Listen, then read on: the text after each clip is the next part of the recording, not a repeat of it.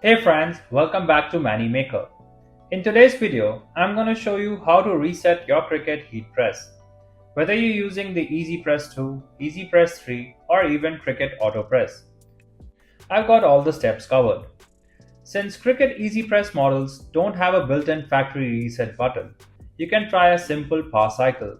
And this method works the same across all Cricut heat press models, except for Autopress. So stick around and follow these steps that match your machine. Part 1. Reset Cricut EasyPress series. First, go ahead and switch your press completely off. Now, unplug the machine from the wall. This helps clear any temporary glitches. Give it about 10 to 30 seconds. This quick pause lets any internal power drain out. Once the wait is over, plug the machine back in.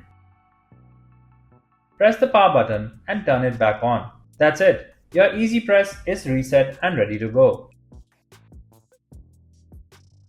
Now, if you've got a Cricut Autopress, it's a bit different because your machine actually has a built-in reset option right on the control pod. Let me show you how to do it and reset step by step. Reset Cricut Autopress. Flip the control pod over and locate the small pinhole in the bottom. This is the hidden reset button. Straighten a paperclip or use a thin pin and gently poke it into the tiny hole until it feels like something is stopping in. Press and hold the paperclip inward for about 5 seconds. Keep it steady and don't release early.